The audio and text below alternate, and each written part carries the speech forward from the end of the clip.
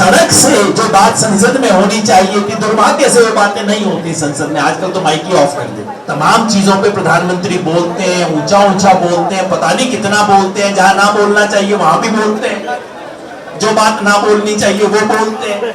अखबारों में रिपोर्ट आती है, इनका वहां पे जनाधार है, इनका फला जाति से सपोर्ट है, अगर ये नहीं रहेंगे तो फला जाति के वोट इनसे कट जाएंगे। तो भाई राजनीति यहां नहीं हो रही, राजनीति तो वहां हो रही है।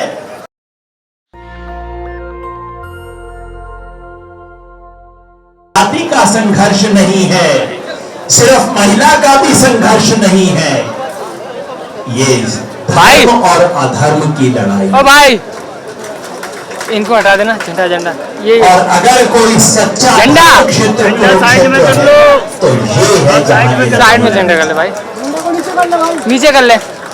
एक तरफ सत्ता, पैसा, झूठ और गुंडागर्दी, सत्ता, पैसा, झूठ और गुंडागर्दी, और दूसरी तरफ सच, संकल्प, धर्म और तपस्या, उसकी लड़ाई। और एक बात हमने किसान आंदोलन से सीखी है, बाकी जगह भी सीखी है, और ये आपको मैं बता दूं। और यही मैं कह रहा था विनेश बहन को कि जी कोई ऊंट पटांग हरकत में फंसियो मत। आके लोग जोश देंगे, आंदोलनों में होता है, लोग आके फूंक देते हैं, ये कर दो वो कर दो। हमें भी दूसरे दिन लोग आके कहते थे बस अब तो कर ही दो फायर, अब तो दिल्ली में ये कर दो वो कर दो। हम हर रोज उनको ठंडा पानी पिलाते थे, भाई ठहर जा, डट जा भाई, बस यहां बैठे रहेंगे, सच पे सच हमारे साथ है, बैठे रहे, कोई ऊटपटांग हरकत ना करें, कोई उत्तेजना में ना आए, कोई गलत काम ना करें, बस ये इंतजार कर रहे हैं। जैसे किसान आंदोलन में उनको इंतजार था कि भाई इन लोगों से कोई एक गलत शब्द निकले, एक कोई उल्टी हरकत हो जाए, कहीं इनको हिंसा में भड़का लिया जाए, तो बस सारे आंदोलन को वहीं खत्म कर लेंगे। मगर किसान आंदोलन में हमारे बुजुर्गों की राय से, हमारे बहनों के सहयोग से ये हमने नहीं होने दिया। हमने कहा ना, ये हम नहीं करेंगे, हम बैठे रहेंगे। और जो जब इनके साथ डट के, अड़ के, खड़े रह के टकराया है, अपनी जमीन पे टिका रहा है, ये देखना ये भाग जाते हैं एक स्टेज के बाद। बस यही फॉर्मूला है। कुश्ती के दाव पेच होते हैं ना कई तरह के, मैं तो भाई जानता ना, जिंदगी में कभी की ना मैंने तो कुश्ती, लेकिन ये सिंपल दाव पेच है, टिके रहो। और आप टिके रहो, अपनी तरफ से कुछ ना करो, सच आपके साथ है। एक दिन ये आपको सड़क पे दौड़ते हुए दिखाई देंगे, भागते हुए दिखाई देंगे। तो मैं ज्यादा लंबी बात ना करूंगा, आप सबको मैं फिर धन्यवाद देना चाहता हूं। मैंने बार बार कहा है कि पिछले 9 साल में इस देश में विपक्ष जो है वो संसद में नहीं, सड़क पे रहा। सड़क से जो बात संसद में होनी चाहिए थी, दुर्भाग्य से वो बातें नहीं होती संसद में। आजकल तो माइक ही ऑफ कर देते। जो सच की आवाज है वो इस देश में सड़क से बुलंद हुई है, और ये एक और नमूना है, ये सच की आवाज। झूठ को ऊपर से प्रश्रय दिया जा रहा। मैंने एक लेख लिखा था सिर्फ ये पूछते हुए कि प्रधानमंत्री चुप क्यों है। ये प्रधानमंत्री की चुप्पी मुझे समझ नहीं आती। तमाम चीजों पे प्रधानमंत्री बोलते हैं, ऊंचा ऊंचा बोलते हैं, पता नहीं कितना बोलते हैं, जहां ना बोलना चाहिए वहां भी बोलते हैं, जो बात ना बोलनी चाहिए वो बोलते हैं।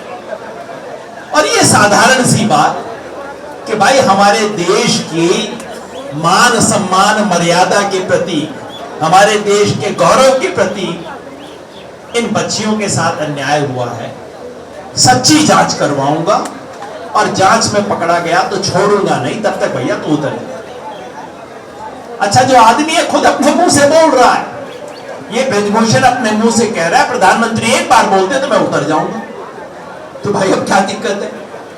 तो क्या दिखा, वो खुद बोल रहा है।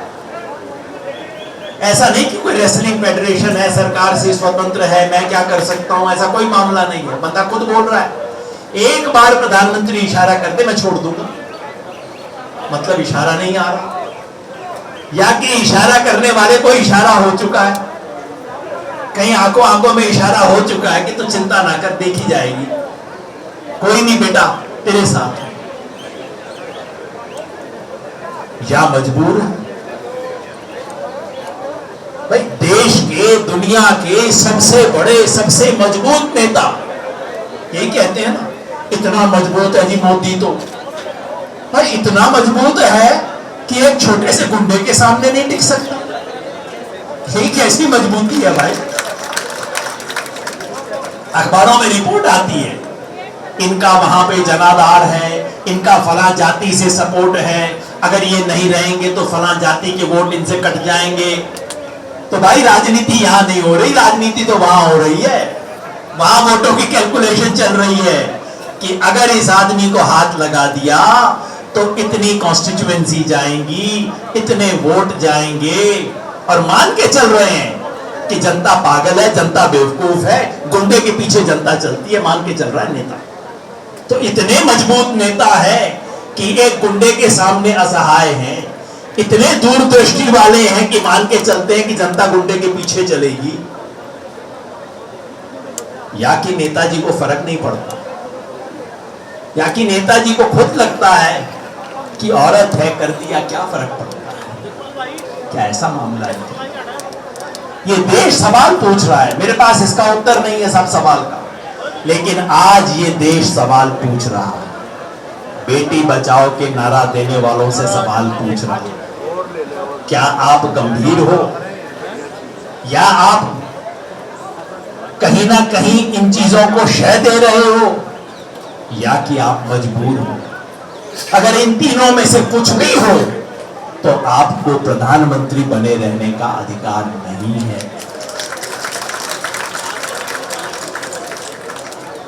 तो और लंबी बात मैं नहीं कहूंगा, बस सिर्फ इतना ही कि यह आंदोलन एक बार फिर मिसाल बना इस देश के अंदर जनता के प्रतिरोध की। इस देश में आप कुछ भी कर लो, आपके पास मीडिया है, आपके पास पैसा है, आपके पास सत्ता है, आपके पास पुलिस है, आपके पास ईडी है, आपके पास आईटी है, लेकिन इस देश की जनता के पास आत्मा है, और वो आत्मा नहीं मरती। सब कुछ कर लो, आत्मा इस देश की जनता की जागी हुई है।